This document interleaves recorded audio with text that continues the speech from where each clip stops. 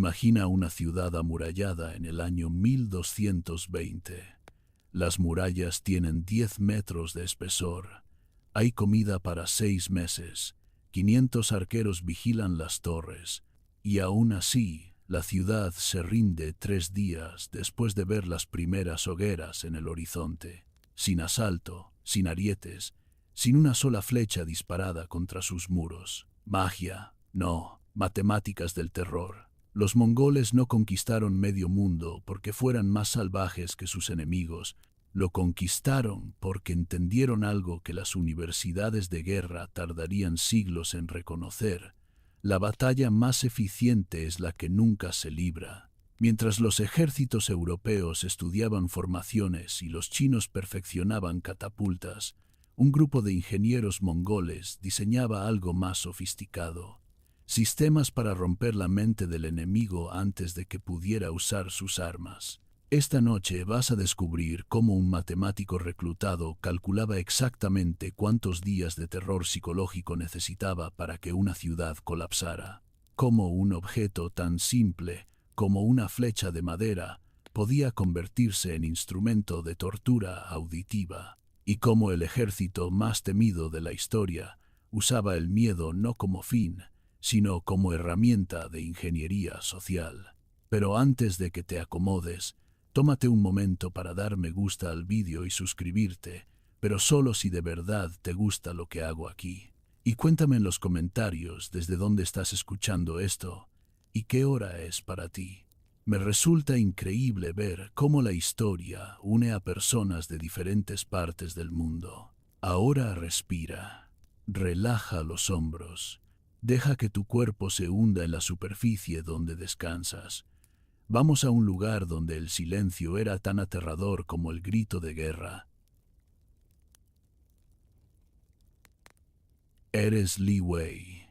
No es tu nombre original, pero hace 3 años que respondiste a él, y ahora tu apellido anterior parece pertenecer a otra vida.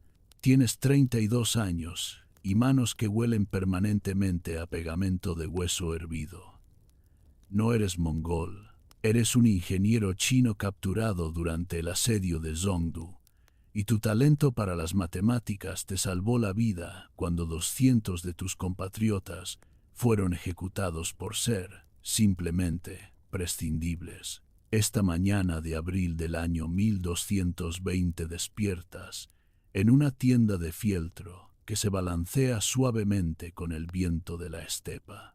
El sol no ha salido aún. Afuera, 500 metros en cualquier dirección, el campamento mongol duerme en silencio absoluto. Ningún ronquido, ninguna conversación. Los mongoles han perfeccionado el arte de dormir como si estuvieran muertos, listos para despertar en un segundo si un centinela silba. Tú nunca has logrado ese nivel de quietud. Duermes inquieto, soñando con ecuaciones que no cierran. Te levantas. El aire es tan frío que tu primer aliento se convierte en niebla densa. Te pones el del, la túnica mongola de lana gruesa que te dieron cuando aceptaste trabajar para ellos. Aceptar. Qué palabra tan generosa para describir la elección entre la muerte y la colaboración. Pero aquí estás. Y extrañamente, después de 3 años, la palabra colaboración ha perdido su veneno. Sales de la tienda. El campamento comienza a despertar con la eficiencia de un organismo único. No hay gritos de sargentos, no hay toques de corneta. Los hombres simplemente se levantan, orinan mirando hacia el este, para no ofender a los espíritus. Encienden fuegos pequeños con estiércol seco que arde sin apenas humo, y desayunan en silencio. Claro que esta disciplina silenciosa no es espiritualidad, es táctica. Un ejército que despierta en silencio es un ejército que no regala su posición. Tu primera tarea del día es supervisar el taller de flechas. Caminas entre las tiendas hasta llegar a un espacio abierto donde 12 artesanos trabajan ya, aunque el sol apenas asoma. Están fabricando las flechas silbadoras, tu invención. Bueno, no exactamente tu invención. Los hunos ya usaban algo similar 8 siglos atrás, pero tú perfeccionaste el diseño. Tomas una entre tus dedos, mide 80 centímetros desde la punta hasta el final del asta. Pero lo importante no está en la longitud, lo importante está en la punta. La punta es de hueso, no de hierro. Fémur de caballo, hervido, tallado, pulido hasta brillar como marfil, y hueca, completamente hueca, con 4 agujeros laterales de exactamente 3 milímetros de diámetro cada uno, colocados en ángulos precisos que calculaste usando geometría que aprendiste de un tratado de la dinastía Song. Cuando esta flecha vuela, el aire entra por los agujeros y la cavidad interna actúa como cámara de resonancia. El sonido resultante es un aullido agudo, penetrante, que se escucha a 1,5 kilómetros de distancia. Un aullido que no suena a nada natural, que no suena a guerra, que suena a algo entre el grito de un demonio y el llanto de un niño siendo torturado. Inspeccionas las flechas terminadas. De cada 10, rechazas 3. Este artesano ha tallado los agujeros demasiado anchos. El sonido será grave, ineficaz. Ese otro ha dejado la cavidad interna irregular. La flecha silbará de forma inconsistente. La consistencia es crítica. El terror funciona cuando es predecible, cuando el enemigo sabe que cada vez que escuche ese sonido, la muerte puede seguir. Aunque irónicamente, estas flechas no están diseñadas para matar. Están diseñadas para que el enemigo no pueda dormir. Le explicas al artesano torpe cómo corregir su técnica. Él asiente, agradecido de que no lo golpees. Los mongoles no golpean a los artesanos valiosos, pero tú has visto cómo tratan a los soldados incompetentes. La meritocracia mongol es brutal. Si produces resultados, comes bien y duermes en tienda propia. Si no produces, duermes con los caballos. Este sistema te resultó chocante al principio. En China, tu posición dependía de a quién conocías, de qué exámenes habías aprobado, de cuántas generaciones de letrados tenía tu familia. Aquí, tu posición depende de qué has hecho esta semana. A media mañana, te reúnes con Subotai. Es uno de los generales de Gengis Khan y probablemente el hombre más inteligente que has conocido. Tiene 43 años, cara marcada por una cicatriz que le cruza desde la ceja izquierda hasta la mejilla y una memoria que asusta. Puede recitar de memoria la disposición de tropas de una batalla que ocurrió hace 5 años. Puede dibujar en la arena el plano exacto de una ciudad que visitó una sola vez. Y, más impresionante para ti, puede entender tus ecuaciones. Le presentas tu última innovación, el cálculo de la trayectoria del miedo. No es una trayectoria física, es una trayectoria psicológica. Has desarrollado una fórmula que predice cuántos días de asedio psicológico necesitas antes de que una ciudad se rinda sin luchar.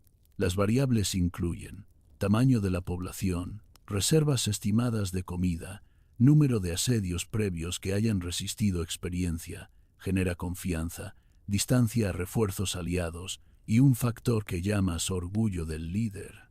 Este último es crítico.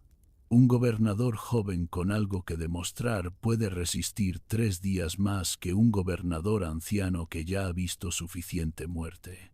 Subotai estudia tu pergamino. Está escrito en caracteres chinos, pero él ha aprendido a leer los números. Señala una variable, y esto te pregunta en mongol, idioma que ahora hablas con fluidez mecánica. El factor de aislamiento, respondes. Si la ciudad cree que nadie sabe que están bajo asedio, su moral se mantiene. Si creen que el mundo entero está observando su humillación, colapsan más rápido. Subotai sonríe.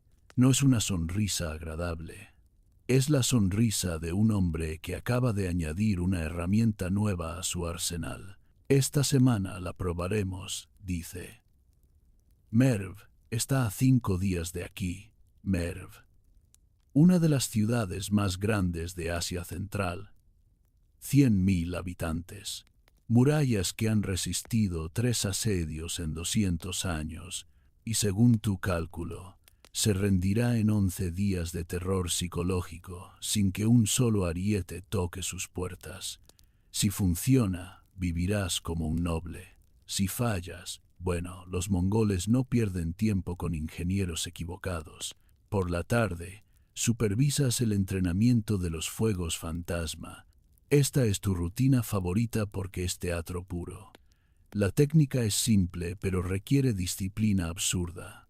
Cada soldado mongol, al acampar por la noche cerca de una ciudad enemiga, no enciende una hoguera, enciende 5. Las distribuye en un radio de 30 metros. 5 hogueras separadas, cada una con suficiente combustible para arder toda la noche, cada una atendida solo durante los primeros minutos para asegurar que prenda bien. Luego, silencio. El soldado duerme en el punto central, equidistante de sus 5 fuegos. El resultado, visto desde las murallas de una ciudad, es matemáticamente devastador. Un ejército de 20.000 hombres genera 100.000 hogueras. Las murallas ven un horizonte completo convertido en constelación de fuego, y la mente humana, esa máquina maravillosa de reconocimiento de patrones, hace el cálculo instintivo. Una hoguera igual a un hombre igual a 100.000 enemigos. Nadie en las murallas considera que cada hombre pueda encender 5 fuegos. Es demasiado absurdo, demasiado trabajoso. Nadie haría eso, excepto que los mongoles sí lo hacen, porque entienden que una hora de trabajo extra creando fuegos falsos puede ahorrar 3 días de asedio real, que la percepción es más poderosa que la realidad, que el miedo es el arma más barata de fabricar y la más difícil de defender. Observas a los soldados practicar. Este grupo lo forman reclutas recientes, turcos que se unieron después de que su ciudad se rindiera. Están aprendiendo la técnica. Uno de ellos pregunta por qué no pueden simplemente encender fuegos más grandes. Le explicas con paciencia que 5 fuegos pequeños distribuidos parecen 5 hombres. Un fuego enorme parece un hombre friolero. La sutileza del engaño requiere respetar cómo funciona la percepción humana. El recluta asiente, pero ves en sus ojos que no termina de entender. No importa, lo hará después de ver cómo una ciudad de 50.000 habitantes se rinde al ver sus fuegos multiplicados. La noche cae. Cenas junto a otros ingenieros, una mezcla de chinos, persas, un armenio que diseña catapultas. La conversación es técnica. Discutís el ángulo óptimo para lanzar potes de aceite ardiendo. El armenio insiste en 45 grados. Tú argumentas que 42 es más eficiente en términos de distancia frente al impacto. Es una discusión que hace 3 años te habría parecido monstruosa. Ahora es simplemente tu trabajo. Después de cenar, caminas hasta el borde del campamento. Desde aquí puedes ver las estrellas sin obstáculo. La estepa se extiende en todas direcciones, vasta, silenciosa, indiferente. Piensas en tu familia en Zhongdu. No sabes si siguen vivos. Probablemente no. La ciudad fue arrasada después del asedio, pero prefieres no confirmar esa certeza. Es más fácil vivir con esperanza que con conocimiento definitivo de la pérdida. Una parte de ti se pregunta qué diría tu padre si pudiera verte ahora. Él era un estudioso confuciano que creía en la lealtad al emperador por encima de todo. Te enseñó que un hombre noble prefiere la muerte a servir al enemigo. Pero tu padre nunca estuvo frente a la elección real. Nunca tuvo que elegir entre sus principios y su cerebro desparramado en la tierra. Y tú, pragmáticamente, elegiste tu cerebro intacto. Algunos lo llamarían cobardía. Los mongoles lo llaman inteligencia. Te preguntas si tu conocimiento del cálculo del miedo sobrevivirá a ti. Si algún día, en alguna biblioteca futura, alguien estudiará tus ecuaciones como tú estudiaste las de los matemáticos griegos, O si todo esto es simplemente un momento oscuro que la historia preferirá olvidar. Probablemente lo segundo. Los conquistadores siempre escriben las historias y rara vez incluyen agradecimientos a los ingenieros del terror. Regresas a tu tienda. Mañana empieza la marcha hacia Merv. 11 días, según tu cálculo. 11 días para demostrar que el miedo bien aplicado es más fuerte que cualquier muralla de piedra. Te acuestas. El viento hace que la tienda de fieltro susurre. Afuera, 500 metros en todas direcciones, el campamento duerme en silencio absoluto. Y tú, por primera vez en semanas, duermes sin soñar con ecuaciones. La historia de cómo los mongoles construyeron su máquina de guerra no comienza con guerreros nacidos en la estepa. Comienza con una pregunta que Genghis Khan se hizo a sí mismo después de su primera derrota significativa. ¿Por qué perdimos? Fue en los primeros años del siglo XIII, cuando sus fuerzas intentaron asediar una ciudad fortificada en el norte de China. Tenía caballería, tenía arqueros a caballo que podían disparar con precisión absurda mientras galopaban, pero tenía murallas de 12 metros de altura que sus jinetes no podían saltar ni derribar. Después de 2 meses de bloqueo inútil, se retiró y en lugar de culpar a los espíritus o a la mala suerte, hizo algo extraño para un líder militar de su época. Preguntó a los ingenieros enemigos capturados cómo debería haber atacado. Esa conversación cambió el curso de la historia, porque Khan entendió algo revolucionario. La lealtad étnica es menos valiosa que la competencia técnica. Si un ingeniero chino sabe cómo derribar murallas chinas, ese ingeniero vale más que 1000 guerreros mongoles leales pero ignorantes. Y así nació el sistema más brutal y eficiente de transferencia de conocimiento que el mundo había visto. El proceso era sistemático. Después de cada conquista, comandantes mongoles identificaban a los especialistas entre los capturados. No solo ingenieros, también matemáticos, astrónomos, médicos, cartógrafos, traductores, cualquiera cuyo conocimiento pudiera convertirse en ventaja militar. A estos hombres se les ofrecía una transacción simple, tu cerebro a cambio de tu vida. Y la mayoría aceptaba porque, bueno, la alternativa era concreta y terminal. Pero aquí viene lo fascinante. Los mongoles no solo los perdonaban y los ponían a trabajar, los integraban, los alimentaban bien, los alojaban en tiendas decentes, los escuchaban cuando proponían ideas. Y si esas ideas funcionaban, los ascendían. El matemático que calculaba cuántos días de asedio psicológico se necesitaban comía en la misma mesa que los oficiales mongoles. El ingeniero que diseñaba catapultas más eficientes recibía un porcentaje del botín. Era meritocracia pura, despojada de todo sentimentalismo o tradición. Para los estándares de la época, esto era una locura. En Europa, un noble incompetente mandaba sobre un plebeyo brillante por derecho de nacimiento. En China, un erudito sin experiencia militar diseñaba estrategias que generales veteranos debían obedecer porque había aprobado los exámenes imperiales. En el mundo islámico, la ortodoxia religiosa a menudo importaba más que la efectividad práctica. Los mongoles ignoraron todo eso. Si tu invención funcionaba, eras valioso. Si no, eras reemplazable. Simple. Toma el caso de los fuegos fantasma que tú coordinabas cada noche. Esa técnica no la inventó ningún mongol.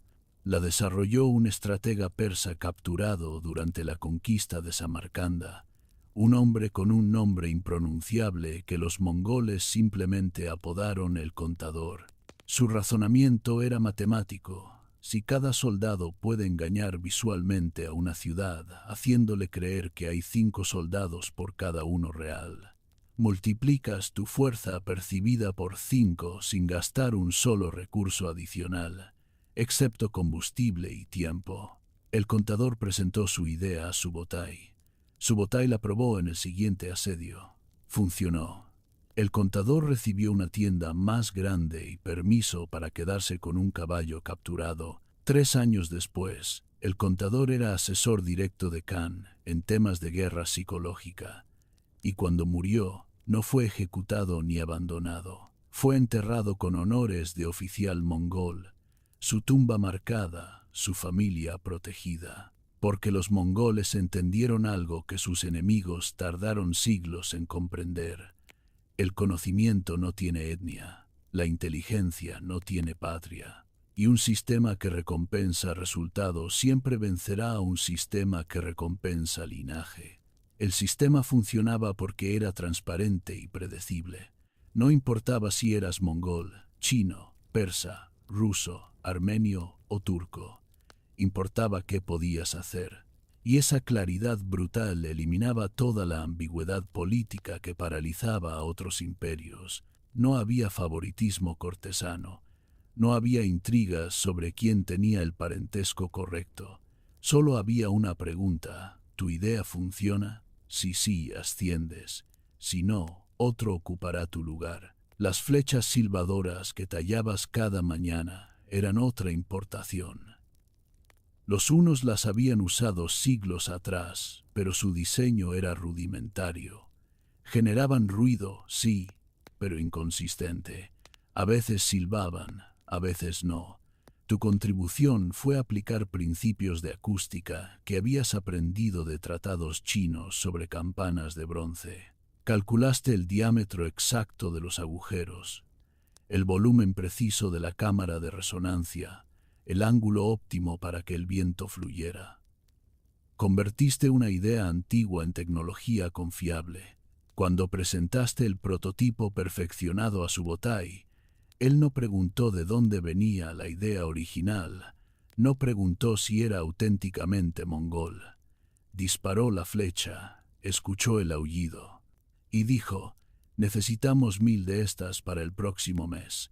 Esa fue toda la aprobación que necesitaste. Tu conocimiento del cálculo del miedo valía más para Khan que 1000 espadas, porque una espada solo mata a un hombre, pero el miedo bien calculado derrota a ciudades enteras sin desperdiciar soldados. Y esto era crítico para el sistema mongol. Cada guerrero mongol valía demasiado para desperdiciarlo en asaltos frontales. Eran jinetes entrenados desde los 5 años, arqueros que podían disparar desde el galope, expertos en tácticas de flanqueo y retirada fingida. Perder 100 de ellos en un asalto a murallas era estratégicamente estúpido cuando podías usar ingeniería psicológica para lograr que la ciudad se rindiera sin lucha. El terror era simplemente eficiencia económica militar, pero la absorción de conocimiento no era unidireccional. Los mongoles también enseñaban. Compartían su dominio de la logística de caballería, su sistema de comunicación mediante banderas y silbatos, su capacidad de cubrir distancias imposibles con mínimo descanso. Y los ingenieros capturados aprendían porque la supervivencia dependía de entender el sistema completo, no solo tu especialidad. Tú aprendiste tácticas mongolas de movilidad. Cómo un ejército puede moverse 150 kilómetros en 2 días llevando solo lo esencial. Cómo cada soldado monta 3 caballos en rotación para no agotar a ninguno. Cómo se alimentan bebiendo leche de yegua fermentada y comiendo carne seca que se conserva durante meses. Cómo coordinan movimientos de 50.000 hombres usando un sistema de señales tan preciso que parece coreografía. Este conocimiento te permitía diseñar estrategias de asedio que se integraban perfectamente con la velocidad mongol. No tenía sentido calcular un asedio de 30 días si el ejército podía reposicionarse y atacar 3 ciudades diferentes en ese tiempo. El armenio que diseñaba catapultas aprendió herrería mongola. El médico persa aprendió veterinaria de la estepa, porque en un ejército mongol, mantener vivos a los caballos era más importante que mantener vivos a los soldados. Un soldado herido era reemplazable. Un caballo entrenado representaba 5 años de inversión. Este pragmatismo chocaba con las sensibilidades de muchos capturados al principio, pero eventualmente todos lo internalizaban. Porque funcionaba. Hubo resistencia, por supuesto. No todos los capturados aceptaban la transacción. Algunos preferían la muerte a servir al enemigo. Los mongoles los respetaban por su consistencia y los ejecutaban sin ceremonia. No había rencor. Era simplemente la conclusión lógica de rechazar la oferta, pero la mayoría elegía vivir. Y entre quienes elegían vivir, muchos descubrían algo incómodo. Trabajar para los mongoles era, en ciertos aspectos, más satisfactorio que trabajar para sus propios gobernantes anteriores, porque tus ideas se implementaban rápidamente, sin comités, sin años de aprobaciones burocráticas. Si tu diseño de flecha silbadora funcionaba, 1000 de ellas se fabricaban en un mes. Si tu cálculo de trayectoria del miedo era preciso, se convertía en doctrina militar estándar. Esta velocidad de adopción era embriagadora para mentes técnicas acostumbradas a ser ignoradas por aristocracias que valoraban tradición sobre innovación. Y así, gradualmente, el ejército mongol se transformaba en algo que ningún ejército había sido antes: una corporación multinacional del terror. Guerreros mongoles proporcionaban movilidad y disciplina. Ingenieros chinos proporcionaban tecnología de asedio. Estrategas persas proporcionaban conocimiento geográfico. Médicos árabes proporcionaban tratamiento de heridas. Traductores de 12 idiomas facilitaban comunicación con pueblos conquistados. Y todos seguían la misma regla: produce resultados o serás reemplazado.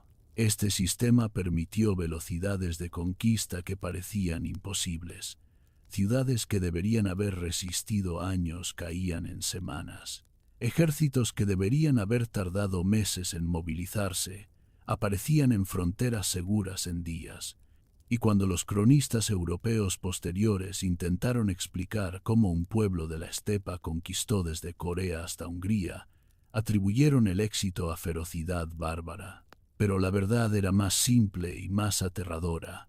Los mongoles ganaron porque construyeron el primer sistema meritocrático de guerra de la historia. Y la meritocracia, cuando se aplica sin piedad, es la forma más eficiente de organizarse conocida por la humanidad. Mientras tú tallabas flechas en tu tienda aquella noche, a miles de kilómetros, en campamentos mongoles de Persia, Rusia, China, otros ingenieros capturados tallaban las mismas flechas usando tus especificaciones exactas. Tu conocimiento se había replicado. Tu invención personal se había convertido en estándar imperial. Y aunque nunca conocerías a esos otros ingenieros, todos compartíais la misma comprensión tácita. Habíais vendido vuestra lealtad a cambio de vuestra relevancia. Y en el cálculo frío de supervivencia, era el mejor trato disponible. Los historiadores que vinieron siglos después analizarían batallas mongolas buscando secretos tácticos, estudiarían formaciones de caballería, estrategias de flanqueo, uso de arqueros, pero pocos notarían el secreto verdadero, que el arma más poderosa de los mongoles no era el arco compuesto ni el caballo de la estepa. Era su capacidad de absorber y aplicar conocimiento sin que el orgullo cultural interfiriera. Esa flexibilidad mental, esa ausencia de dogmas sobre cómo debían hacerse las cosas, era lo que los hacía invencibles. No porque fueran más fuertes, sino porque aprendían más rápido. Hay algo que no cuadra en los registros históricos mongoles. Algo que ha mantenido despiertos a historiadores militares durante décadas. En el año 1241, un ejército mongol estaba en Polonia. 3 días después, ese mismo ejército estaba en Hungría. Son casi 600 kilómetros. A pie, con un ejército medieval típico, esa distancia requería entre 3 y 4 semanas. Los mongoles lo hicieron en 72 horas, con caballos, catapultas desmontadas, provisiones y 20.000 hombres. Durante siglos, los historiadores asumieron que los cronistas europeos exageraban, o que se confundían de fechas, o que simplemente mentían porque perder contra un enemigo sobrehumano era menos vergonzoso que perder contra humanos normales. Pero luego llegó el siglo XX, y con él algo llamado arqueología forense. En los años 90, un equipo de investigadores de la Universidad de Cambridge decidió resolver el misterio de manera científica. Tomaron las rutas conocidas de campañas mongolas, midieron distancias, calcularon velocidades y llegaron a una conclusión incómoda. Según las leyes de la biología equina, lo que los mongoles hicieron era físicamente imposible. Un caballo puede galopar a 40 kilómetros por hora, pero solo durante periodos cortos. Después necesita descansar. Un caballo puede trotar de manera sostenida a 15 kilómetros por hora, pero tras 8 horas necesita agua, comida y al menos 4 horas de descanso. Estos no son números negociables, son limitaciones fisiológicas, como intentar que un humano corra un maratón en 1 hora. El cuerpo simplemente no puede, y sin embargo, los mongoles movían ejércitos completos a velocidades que requerían que los caballos sostuvieran ritmos imposibles durante días. ¿Cómo? La primera teoría fue simple, los registros estaban equivocados. Pero el problema es que los registros venían de múltiples fuentes, cronistas chinos, persas, europeos, todos enemigos entre sí, todos reportando la misma velocidad absurda. Difícil coordinar una mentira cuando tus testigos se odian mutuamente. La segunda teoría fue más interesante. Quizá los mongoles tenían una raza especial de caballo, caballos de la estepa, más pequeños que los europeos, pero más resistentes. Esta teoría sonaba bien hasta que zoólogos analizaron restos de caballos mongoles del siglo XIII encontrados en tumbas. Eran caballos normales, fuertes, sí, bien entrenados, absolutamente, pero no mutantes biológicos. Sus huesos mostraban el mismo desgaste que cualquier caballo trabajado intensamente. Respira. Imagina las estepas infinitas, el viento constante, el silencio interrumpido solo por cascos sobre tierra dura. Entonces llegó el descubrimiento que cambió todo. En 2003, arqueólogos excavando un antiguo campamento mongol en Mongolia encontraron algo extraño. Establos. Muchos establos. Demasiados establos para el número de soldados que el campamento podía albergar. Los establos tenían capacidad para 60.000 caballos, pero las estructuras de tiendas sugerían un ejército de solo 15.000 hombres. La proporción era 4 caballos por soldado, y de repente, la física imposible se volvió posible, porque el secreto no estaba en caballos mágicos, estaba en rotación logística. Cada soldado mongol no montaba un caballo, montaba 4 en turnos. Funciona así: galopas en el caballo 1 durante 30 minutos, lo empujas hasta el límite de su resistencia inmediata, luego cambias al caballo 2. El caballo 1 ahora camina sin carga, recuperándose. 30 minutos después, cambias al caballo 3. Ahora el caballo 1 ha descansado 1 hora completa mientras tú seguías avanzando. Cuando regresas al caballo 1 para el cuarto turno, ha recuperado el 80% de su capacidad. Matemáticamente, este sistema te permite sostener velocidades promedio de 30 kilómetros por hora durante 12 horas seguidas. Eso es 360 kilómetros al día. Los 600 kilómetros de Polonia a Hungría se vuelven 2 días de viaje intenso pero biológicamente factible. Pero hay un problema. Este sistema requiere que cada soldado maneje 4 caballos simultáneamente mientras se mueve. Requiere cambiar de montura sin detenerse. Requiere que 60.000 caballos se muevan como una sola unidad sin perderse, sin lesionarse, sin crear caos. La coordinación necesaria es absurda. Aquí es donde tu entrenamiento con los fuegos fantasma cobra sentido retroactivo. Porque los mongoles no entrenaban tareas aisladas, entrenaban sistemas completos. Cuando practicabas encender 5 hogueras distribuidas en 30 metros, no solo aprendías a crear ilusión de números, aprendías coordinación espacial. Aprendías a mantener conciencia de múltiples puntos mientras te movías. Aprendías disciplina de tiempo exacto. Esas mismas habilidades se aplicaban a manejar 4 caballos. Un soldado mongol podía mantener 3 caballos siguiéndolo mediante cuerdas mientras montaba el cuarto. Podía cambiar de montura en movimiento en menos de 20 segundos.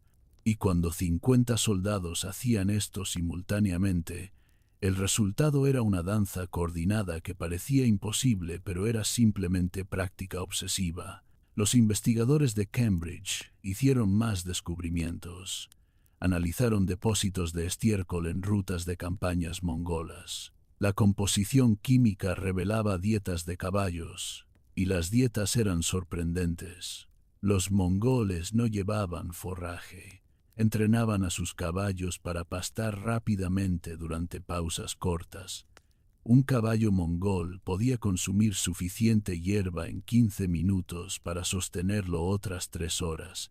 Los caballos europeos necesitaban 1 hora de pastoreo para la misma energía. Esto también era entrenamiento. Desde potros, los caballos mongoles aprendían a comer rápido, aprendían a beber rápido, aprendían a dormir de pie. Eran, esencialmente, máquinas biológicas optimizadas para un solo propósito: moverse más rápido que cualquier ejército enemigo pudiera responder. Pero hay otro elemento que los registros apenas mencionan y que la ciencia moderna ha tenido que reconstruir: el sistema de relevos. Los mongoles no solo movían un ejército, movían una infraestructura completa de suministros. Establecían depósitos cada 100 kilómetros, caballos frescos, comida almacenada, agua verificada. Cuando un ejército mongol avanzaba, no se aventuraba en territorio desconocido. Seguía una red preestablecida de recursos que exploradores habían mapeado meses antes. Las estaciones de relevo tenían nombre en mongol, orto, y funcionaban con precisión que ejércitos modernos envidiarían. Un mensajero podía cruzar el imperio mongol 3.000 kilómetros en 9 días, porque cada 100 kilómetros cambiaba a caballo fresco. Dormía 3 horas y continuaba. El sistema postal mongol del siglo XIII era más rápido que muchos sistemas postales europeos del siglo XVIII. Esta infraestructura invisible era lo que permitía esas velocidades imposibles. Cuando el ejército llegaba a Polonia y necesitaba estar en Hungría 3 días después, no improvisaba. Seguía una ruta donde cada punto de descanso estaba calculado, donde cada fuente de agua estaba verificada, donde depósitos ocultos contenían carne seca y leche fermentada suficiente para 20.000 hombres. Y todo esto se coordinaba sin radio, sin telégrafo, sin GPS, solo mediante mensajeros a caballo y un sistema de banderas y humo tan preciso que permitía transmitir órdenes complejas a 100 kilómetros de distancia. Los científicos modernos que estudian esto tienen un nombre para lo que los mongoles lograron: logística de anticipación perfecta. Es un concepto de teoría militar del siglo XXI, y los mongoles lo implementaron 800 años antes sin ninguna de las herramientas tecnológicas que asumimos necesarias. Pero aquí está el verdadero misterio que mantiene despiertos a los investigadores. ¿Cómo aprendieron esto? Los mongoles no tenían universidades, no tenían academias militares, no tenían manuales de estrategia escritos. Y sin embargo, desarrollaron sistemas logísticos que ejércitos con siglos de tradición escrita no podían igualar. La teoría actual es que lo aprendieron de la necesidad pura. La vida nómada de la estepa requiere moverse constantemente. Requiere conocer cada fuente de agua en 500 kilómetros. Requiere memorizar rutas, anticipar clima, calcular distancias sin instrumentos. Los mongoles no inventaron la logística militar avanzada. Simplemente aplicaron a la guerra las habilidades de supervivencia que todo niño nómada aprendía antes de los 10 años. Tu conocimiento del cálculo del miedo dependía de esta velocidad, porque el terror psicológico solo funciona si el enemigo cree que no puede escapar. Y la manera de asegurar que no pueda escapar es moverse tan rápido que cada ruta de huida esté bloqueada antes de que puedan considerarla. Los fuegos fantasma que encendías cada noche estaban en posiciones que parecían imposibles de alcanzar en el tiempo transcurrido. Esa imposibilidad era parte del terror.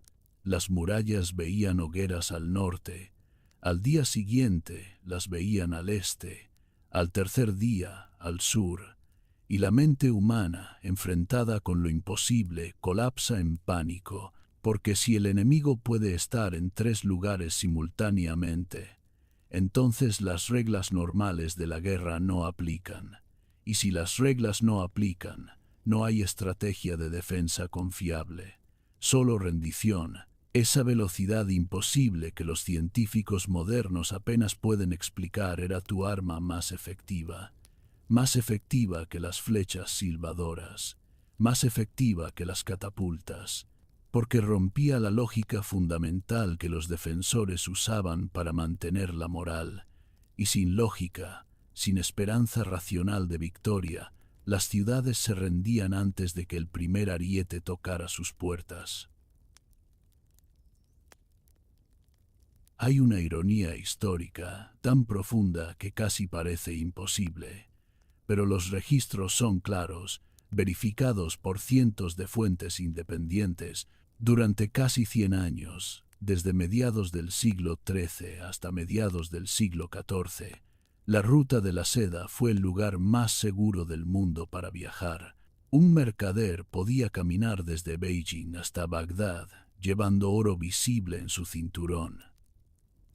Y nadie lo tocaba.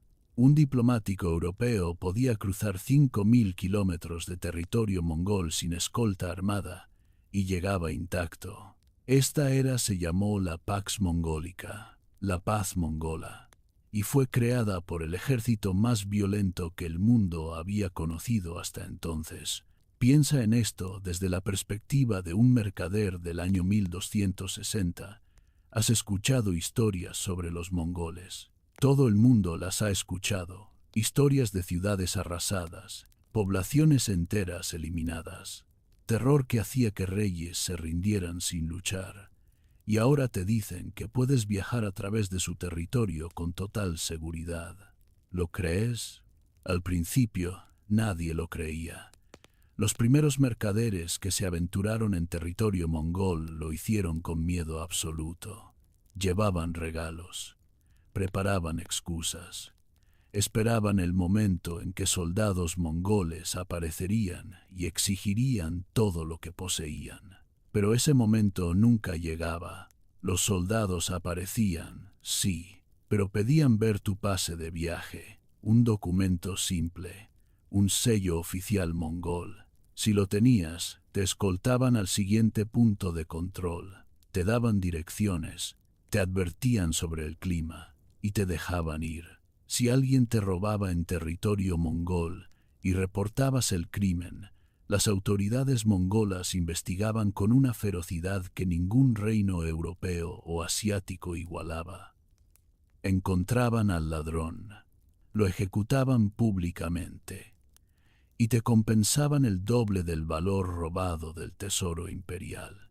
Este sistema era tan efectivo que dentro de 20 años, la ruta de la seda experimentó más tráfico comercial que en los 500 años anteriores combinados. porque por primera vez en la historia, un mercader calculaba que su mayor riesgo no era ser robado, sino perder su mercancía por mal clima. La razón de esta seguridad era simple y brutal. Los mongoles entendieron algo que la mayoría de imperios ignoraban. El comercio genera impuestos. Los impuestos financian ejércitos. Y un mercader vivo que viaja repetidamente vale infinitamente más que un mercader muerto al que robas una vez. Cada puesto de control mongol cobraba un impuesto del 3% sobre mercancías. Suena alto hasta que consideras que en territorio europeo, un mercader podía cruzar 20 feudos diferentes, cada uno cobrando su propio impuesto, sumando 40 o 50% del valor total. Y además, enfrentando bandidos en cada camino, los mongoles eliminaron esto, un impuesto único, protección garantizada, y si algún oficial local intentaba cobrar impuestos adicionales, los mercaderes podían reportarlo directamente a autoridades superiores. El oficial corrupto era ejecutado, su familia perdía su posición, el sistema no toleraba excepciones. Esta eficiencia administrativa era terrorífica en su simplicidad, porque aplicaba la misma lógica que tú usabas en el cálculo del miedo. Las reglas deben ser claras, predecibles y absolutamente aplicadas. Cuando el enemigo sabe exactamente qué esperar, el terror funciona. Cuando el mercader sabe exactamente qué esperar, el comercio florece, y florecía. Seda china llegaba a mercados europeos a precios que hacían llorar de alegría a comerciantes venecianos. Especias de India atravesaban Asia Central sin perderse. Porcelana, jade, vidrio, telas, todo fluía porque las caravanas sabían que las rutas eran seguras. Mapas del período muestran algo fascinante. Las rutas comerciales mongolas seguían caminos casi idénticos a las rutas de conquista militar, porque eran las mismas rutas. Los exploradores que mapeaban territorios para invasiones también identificaban fuentes de agua, pastos para caballos, lugares defensibles.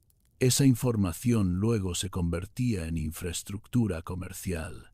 Las estaciones de relevo que permitían a mensajeros cruzar el imperio en días también servían mercaderes. Las mismas tiendas donde soldados descansaban alojaban caravanas. El sistema militar y el sistema comercial eran uno solo, y ambos dependían de la misma filosofía: eficiencia absoluta mediante reglas claras y castigos inmediatos por incumplimiento. Pero la paradoja va más profundo, porque la seguridad de la ruta de la seda dependía directamente del terror que los mongoles inspiraban. No era que los mongoles se hubieran vuelto pacíficos, era que nadie se atrevía a desafiarlos. Cuando una ciudad se rebelaba, la respuesta era inmediata y total. No había negociación, no había segunda oportunidad. La ciudad era arrasada tan completamente que generaciones futuras construían sobre las ruinas sin saber que había existido una ciudad allí. Este nivel de violencia era publicitado intencionalmente, porque cada ciudad destruida era un mensaje para 100 ciudades que consideraban rebelarse, y el mensaje era claro: obedecer las reglas mongolas es seguro y rentable. Desobedecerlas es extinción. No hay punto medio. Los mercaderes entendían esto. Viajaban seguros porque sabían que cualquier bandido que los atacara estaba firmando la sentencia de muerte de su familia completa. Cualquier oficial corrupto que demandara sobornos estaba garantizando su ejecución pública. El terror no había desaparecido, simplemente se había convertido en herramienta de orden en lugar de herramienta de conquista. Mientras tú dormías en tu tienda aquella noche de abril, después de preparar las flechas silbadoras a 5.000 kilómetros, un mercader italiano dormía en una estación de relevo mongola. Sus bolsas de seda descansaban junto a él sin guardias, porque no necesitaba guardias, El terror que tú habías ayudado a crear garantizaba su seguridad mejor que cualquier ejército privado podría hacerlo. Esta paz tenía consecuencias inesperadas. Las ideas viajaban con las mercancías. Un matemático persa compartía técnicas con un astrónomo chino en una estación de relevo. Un médico armenio aprendía medicina tibetana durante una pausa de caravana. El conocimiento fluía porque el territorio era navegable. La imprenta china, la pólvora, la brújula magnética, todos estos inventos llegaron a Europa durante la Pax Mongólica. No porque los mongoles los inventaran, sino porque los mongoles crearon las condiciones donde la información podía moverse libremente. El imperio del terror se había convertido en el imperio del intercambio, y la ironía final, este intercambio eventualmente debilitó el imperio mongol, porque junto con seda y especias, las rutas comerciales también transportaban enfermedades. En 1346, la peste negra viajó desde China hasta Europa, siguiendo exactamente las rutas comerciales mongolas. Las mismas rutas que habían enriquecido el imperio se convirtieron en autopistas para la pandemia que mató a 1/3 de la población euroasiática. Los mongoles habían conectado el mundo tan eficientemente que cuando una enfermedad surgió en un extremo del imperio, alcanzó el otro extremo en meses. Su éxito logístico creó las condiciones para su propia devastación, pero durante esos 100 años de paz, algo extraordinario existió, un sistema donde el miedo absoluto generaba seguridad absoluta, donde la violencia extrema contra la desobediencia creaba las condiciones para la cooperación pacífica, donde las mismas herramientas psicológicas que tú diseñabas para romper ciudades se convertían en garantía de que esas ciudades nunca necesitarían ser rotas. En tu última noche antes de marchar hacia Merv, caminas hasta el borde del campamento. Desde aquí puedes ver las estrellas, las mismas estrellas que mercaderes ven desde estaciones de relevo a miles de kilómetros. Las mismas estrellas que guían caravanas que viajan sin miedo, porque el miedo ya ha sido establecido como orden inmutable.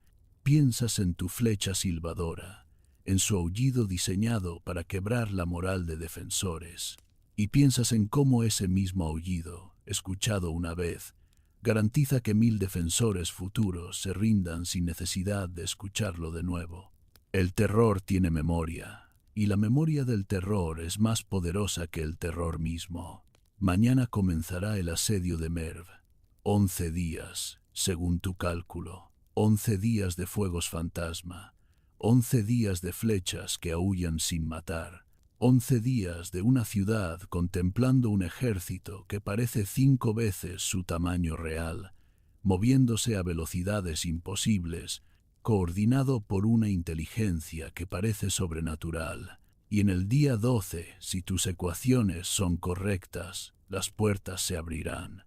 No porque los mongoles sean invencibles, sino porque los defensores habrán calculado que resistir es irracional cuando rendirse garantiza supervivencia y eventualmente prosperidad. El viento sopla desde el sur, trae olor a hierba seca y tierra antigua. Cierras los ojos, sientes el peso de tu conocimiento, de tus ecuaciones, de tu colaboración. No sabes si la historia te recordará, probablemente no. Los ingenieros del terror rara vez aparecen en los libros, pero sabes que tu trabajo persistirá. En cada ciudad que se rinde sin luchar, en cada mercader que viaja seguro porque el miedo está tan bien establecido que la violencia se vuelve innecesaria, en cada generación futura que estudia logística militar y descubre principios que tú aplicaste sin poder nombrarlos. Regresas a tu tienda. Mañana será un día largo, 11 días largos, pero al final, si todo funciona como calculaste, habrás demostrado algo que cambiará la guerra para siempre, que la batalla más perfecta es la que nunca ocurre, que el terror bien diseñado es más eficiente que la violencia, que la mente humana, cuando se entiende correctamente, Es más fácil de romper que cualquier muralla de piedra. Te acuestas. El campamento duerme en silencio. 60.000 caballos respiran en la oscuridad. 20.000 hombres sueñan con la conquista que comienza al amanecer. Y tú, el ingeniero del miedo, duermes profundamente, porque has hecho tu trabajo, has calculado la trayectoria perfecta, y mañana el mundo verá cómo las ecuaciones del terror se convierten en realidad. Has sentido el peso de la flecha de hueso hueco entre tus dedos. Has escuchado su aullido viajando kilómetros a través del aire frío. Has visto 5 hogueras encendidas donde debería haber una, multiplicando la percepción hasta el punto donde la realidad deja de importar. Has calculado ecuaciones del miedo con la misma precisión que otros calculan trayectorias de piedras, y has entendido algo que ejércitos enteros tardaron siglos en comprender, que la mente es el campo de batalla más importante y que romper la moral es infinitamente más eficiente que romper murallas. Esa flecha que tallaste aquella mañana de abril, esa flecha específica, con sus 4 agujeros de 3 milímetros perfectamente espaciados, con su cámara de resonancia calibrada para producir un aullido que no suena a nada natural. Esa flecha fue encontrada en 2012 por arqueólogos, excavando cerca de Merv. Estaba clavada en tierra a 500 metros de las murallas de la ciudad. Nunca impactó a un humano, nunca hirió a nadie, pero su aullido fue suficiente. Las puertas se abrieron en el día 11. Exactamente como calculaste. Tu conocimiento del miedo viajó más lejos que cualquier ejército mongol. Se convirtió en principio, en doctrina, en comprensión fundamental de que la percepción es más poderosa que la realidad, que el terror bien aplicado puede sustituir la violencia, que la estrategia psicológica es la forma más elegante de guerra. Y quizás, en tus propias decisiones diarias, en los momentos donde eliges entre confrontación directa y aproximación indirecta, entre fuerza bruta e influencia sutil, en esos momentos llevas un eco de esa comprensión antigua, que la batalla más perfecta es la que nunca se libra, que el poder más grande es el que nunca necesita demostrarse, que el aullido de una flecha vacía puede ser más convincente que 1000 espadas. Respira profundamente ahora. Siente cómo tu cuerpo se hunde más profundo en la superficie donde descansas. Imagina el silencio de la estepa, el viento que mueve hierba seca, las estrellas infinitas sobre un horizonte sin límites. El sonido de cascos distantes que gradualmente se desvanece en la noche. Cierra los ojos si aún no lo has hecho. Deja que el último pensamiento sea simple, tan simple como encender una hoguera, tan simple como tallar un agujero de 3 milímetros, tan simple como entender que a veces el camino más inteligente es el que evita el conflicto completamente. La historia sigue su curso, tú sigues el tuyo. Y entre ambos, en ese espacio tranquilo donde las ecuaciones del miedo se encuentran con el deseo humano de paz, ahí es donde el sueño te espera. Buenas noches.